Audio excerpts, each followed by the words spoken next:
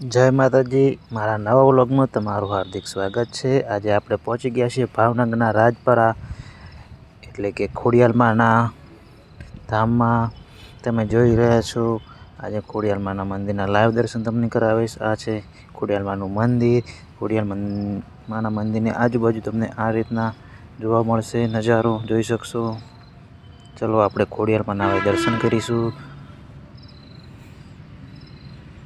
आ छे खोडियालमानुं मंदिर। त्यां छे बहु मोटुं त्रिशूल छे जेना तमे लाइव दर्शन करी रह्या छे।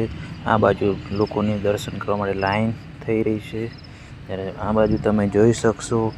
हूँ लाइव खोडियालमाना दर्शन करावुं छुं तमने। जो सामे खोडियालमानी मूर्ति देखाय छे तमने। लोकोनी बहु भीड़ उमटी छे आजे 2026 ની શરૂઆત છે એટલે ત્યારે આજુબાજુનું લોકેશન તમે જોઈ શકશો। આ બાજુ સામેની સાઈડ છે શંકર ભગવાનનું નાનું એવું શિવલિંગ આવેલું છે।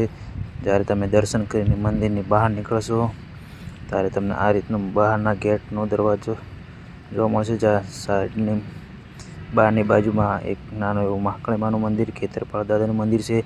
એને એક્ઝેક્ટ સામે નાનું ખોડિયારમાંનું મંદિર આવેલું છે જ્યાં અગરબત્તી, ચુંદડી તેમજ શ્રીફળ ચડે છે। મંદિર છે, આ મંદિરની પાછળ એક સરસ મજાનો નાનો અમથો બગીચો છે જે છોકરા રમી શકે, ફરી શકે, બેસી શકે એવો મસ્ત નાનો ફૂલ ઝાડ અને ફળ ફ્રૂટવાળો બગીચો આવેલો છે। બગીચાની બાજુમાં તમને એક સરસ મજાનો તાંતણીયો ધરો જે માટે ખોડિયારમાં જાણીતા છે। 365 દિવસ એની ટાઈમ આમાં પાણી હોય છે, ક્યારે એમાં પાણી સુકાતું નથી, જેથી કરીને આને તાંતણીયો ધરો કહી શકાય છે। આ છે ખોડિયારમાંનું ધજા ટાવર જ્યાં બહુ મોટી મોટી ધજાઓ લહેરાઈ રહી છે।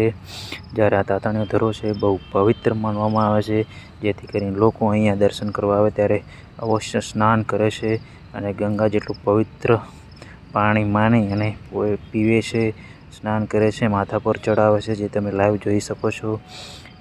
તાંતણીયા ધરાનો બાજુમાંથી એક સીડી જાય છે। એ સીડી ઉપર આવેલા ખોડિયાલમાના મંદિર તરફ તમને લઈ જશે, જે ખોડિયાલમાનું મેન સ્થળ એટલે કે જૂનું સ્થળ છે। જે તમે જોઈ શકશો આ લોકો ઉપર જઈ રહ્યા છે। જે ખોડિયાલમાના ઉપરના ભાગમાં એક મંદિર આવેલું છે ત્યાં જઈ રહ્યા છે।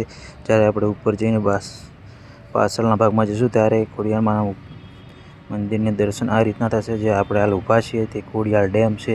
મંદિરની એક્ઝેક્ટ બાજુની સાઈડ ખોડિયાલ ડેમ પાણીથી ભરપૂર ભરેલો છે, જેનો નજારો અલૌકિક સૌંદર્ય લાગે છે।